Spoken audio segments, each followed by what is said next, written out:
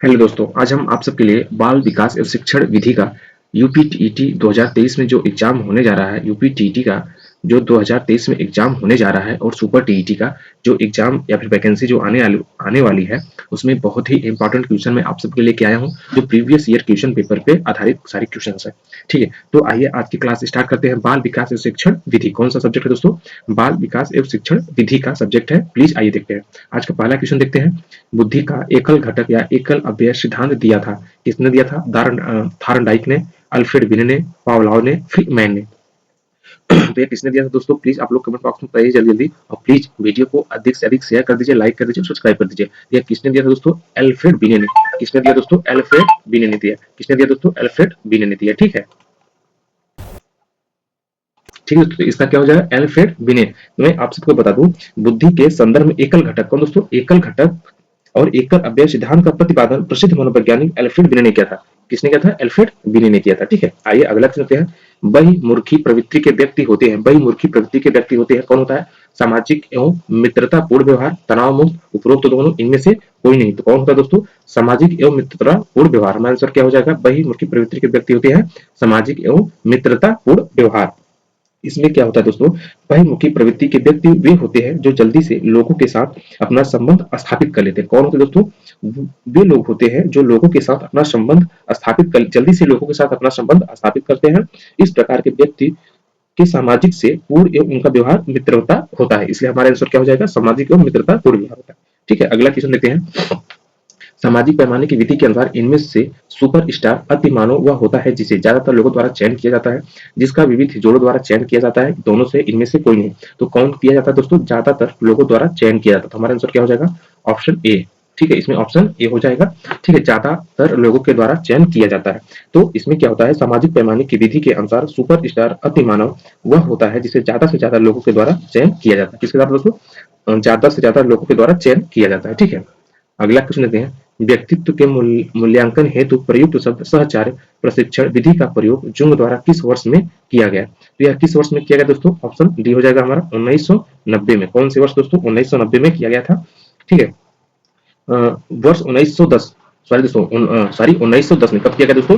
1910 ईस्वी में जुंग ने व्यक्तित्व मूल्यांकन के लिए सहचार्य प्रशिक्षण विधि का निर्माण किया था। कौन किया दोस्तों? सहचार्य प्रशिक्षण विधि का प्रयोग जुंग के द्वारा वर्ष 1910 में किया गया था। ठीक है, अगला क्वेश्चन देखते हैं। लंबाई, भार, त्वचा का रंग, पैर, आंखों एवं बालों का रंग में विविधता तथा विचलन को कहते हैं।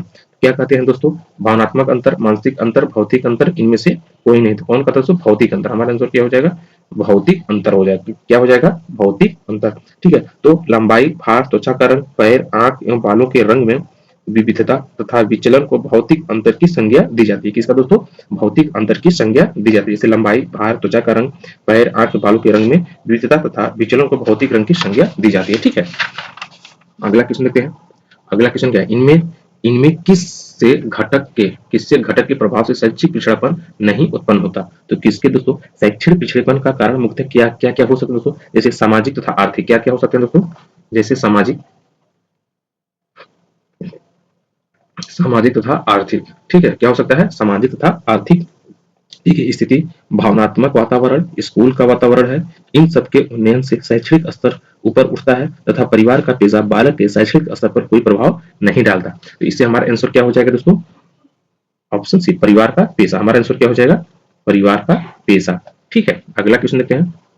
समान आयु वर्ग के संबंध अन्य सहपाठियों से जब किसी छात्र की तुलना की जाती है तो उसे एक स्पष्ट शैक्षिक कमी त्रुटि दृष्टिगोचर होती है। ऐसे बच्चों को कहते हैं, ऐसे बच्चों को क्या कहते हैं दोस्तों? वह बालक जो सामान्यतः अपने आयु वर्ग के बालकों के बुद्धि लब्धि से कम बुद्धि लब्धि रखता है तथा तुलनात्मक रूप से कमी या फिर त्रुटि प्रदर्शित करता है। ऐसे बालकों में पिछड़े बालक कहे जाते हैं। क्या दोस्तों?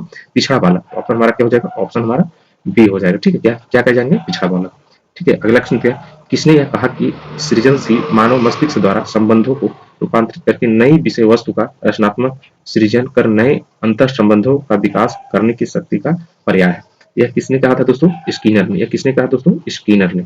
ठीक है, यह किसने कहा था? स्किनर ने। तो स्किनर के अनुसार दोस्तों, सृजनात्मक मानव मस्तिष्क के द्वारा संबंधों को रूपांतरित करके नई विषय वस्तु का रचनात्मक सृजन करके अंतर संबंधों का विकास करने की शक्ति का पर्याय है।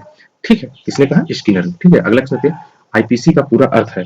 तो आईपीसी का इंडियन पैनल कोड क्या होगा दोस्तों? इंडियन पैनल कोड, मैं यहाँ लिख देता हूँ, Indian Indian panel Indian panel code. ठीक है, इंडियन पैनल कोड, भारतीय दंड संहिता, भारतीय दंड संहिता, ऑप्शन बी, ये हमारा क्या हो जाएगा? आंसर हो जाएगा। ठीक है, अगला क्वेश्चन देखते हैं, बालक का प्रारंभिक विकास मुख्यतः किस पर निर्भर है? माता पिता, विद्यालय का वातावरण, परिवेश या फिर समाज? तो बालक का प्रारंभिक विकास दोस्तों बालक के माता पिता के प्रभाव पड़ता है। किसके? बालक के माता पिता, बालक के माता पिता पर प्रभाव पड़ता है, इसलिए माता पिता बालक के प्रथम शिक्षक माने जाते हैं। तो बालक के प्रथम शिक्षक कौन होते हैं? माता पिता, प्रथम शिक्षक। ठीक है, प्रथम शिक्षक कौन होते हैं? बालक के माता पिता होते हैं। ठीक है, जो चीजें नहीं समझ में प्लीज आप लोग कमेंट बॉक्स में कमेंट करके पूछ सकते हैं, और वीडियो को प्लीज अधिक से अधिक शेयर कर दीजिए। सामान्यतः यह देखा जाता है कि बच्चा थोड़े बहुत मायनों में अपने माँ बाप से भिन्न होता है, इसे किसके आनुवंशिकी नियम के जरिए विश्लेषित किया जा सकता है? तो समानता, विभेद, अवनति, कीटाणु ने जन्म द्रव्य सिद्धांत द्वारा। तो किसके द्वारा किया जाता है दोस्तों? विभेद द्वारा। किसके द्वारा? विभेद द्वारा। हमारा आंसर क्या हो जाएगा? विभेद द्वारा। ठीक है, अगला क्वेश्चन देखते हैं, किसी जिज्ञासु छात्र को प्रेरित करने में निम्न में से कौन एक कारगर उपाय है? तो कौन कारगर उपाय है दोस्तों? प्रशंसा द्वारा। कौन दोस्तों? प्रशंसा द्वारा। ठीक, कौन है दोस्तों? प्रशंसा द्वारा। सकारात्मक अभिप्रेरणा सबसे उपयुक्त मानी जाती है दोस्तों। क्या होता है?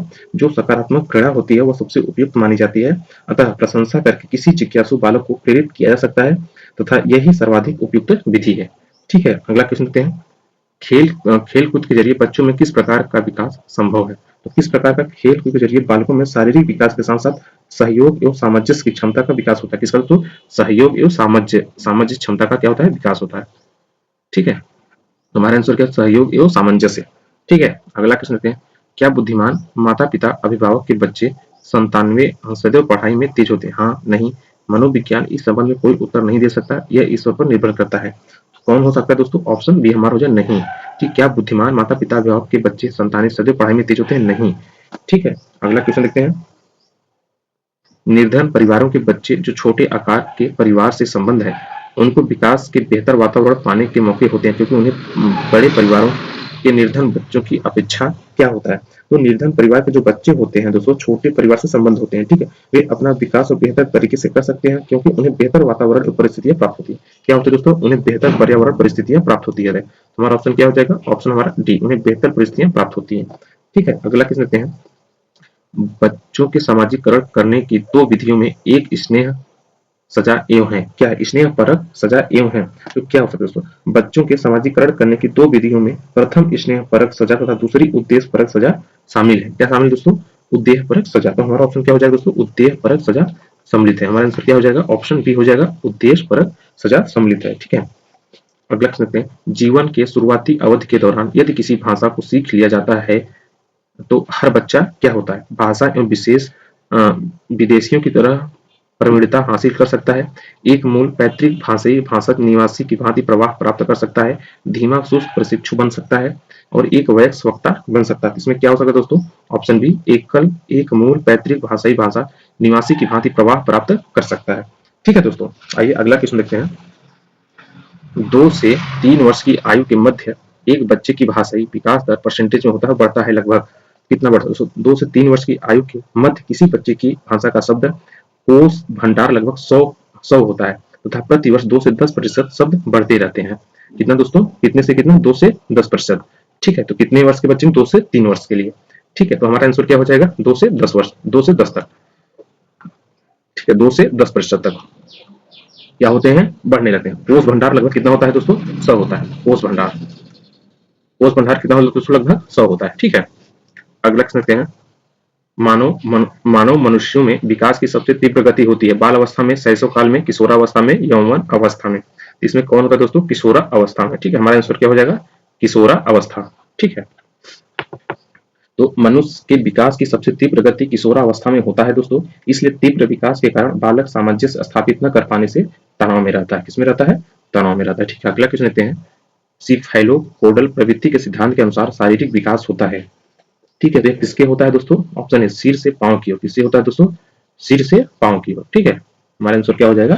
सिर से पांव की ओर। तो सीफेलोपोडल सिद्धांत के अनुसार मानव शरीर का विकास सिर से पांव की ओर होता है। कहां से होता है? सिर से पांव की ओर। ठीक है, अगला क्वेश्चन देखते हैं, गर्भधारण। ठीक है, गर्भधारण से शिशु के जन्म की अवधि को कहते हैं क्या? किशोरावस्था, प्रसव पूर्व काल, शैशव शिशु अवस्था, वयस्कता। तो क्या कहते हैं दोस्तों? प्रसव से पूर्व काल। हमारा आंसर क्या हो जाएगा? प्रसव से पूर्व काल हो जाएगा। ठीक है, गर्भधारण से शिशु के जन्म की अवधि के प्रसव पूर्व काल कहा जाता है। इसकी अवधि दोस्तों, इसकी अवधि कितनी होती है दोस्तों? 280 दिन।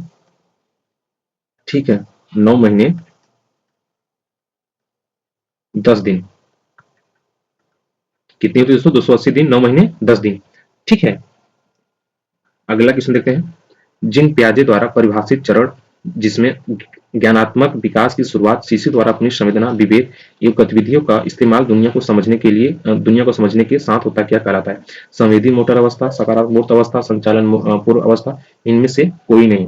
तो क्या कहलाता है दोस्तों? प्लीज आप लोग कमेंट बॉक्स में बताइए जल्दी जल्दी। इसमें क्या कहलाएगा दोस्तों? संवेदी मोटर अवस्था। हमारा आंसर क्या हो जाएगा? संवेदी मोटर अवस्था। ठीक है, तो पियाजे ने जब मानव के संज्ञानात्मक विकास को 4 स्तरों में बांटा है दोस्तों, वह प्रथम स्तर से जिसे संवेदी गामक क्या कहते हैं? संवेदी गामक अवस्था तथा संवेदी मोटर अवस्था, जो 0 से 2 वर्ष तक कहते हैं। कितने वर्ष तक दोस्तों? 0 से 2 वर्ष तक कहते हैं। 0 से 2 वर्ष तक कहते हैं। इससे बालक अपनी संवेदना एवं गतिविधियों का इस्तेमाल करने लगता है। ठीक है, अगला क्वेश्चन देखते हैं। रोसा स्याही धब्बा प्रशिक्षक जो व्यक्तित्व का मूल्यांकन करने के लिए इस्तेमाल किया जाता है का विकास होता है। आइसैंक ने, हार्टमैन रोसा ने, एलपोर्ट ने, पिजा जेट ने। तो किसने किया दोस्तों? प्लीज आप लोग कमेंट बॉक्स में बताइए। तो रोसा स्याही धब्बा प्रशिक्षण का आविष्कार हार्टमैन ने किया। किसने दोस्तों? हार्टमैन रोसा ने किया। किसने किया?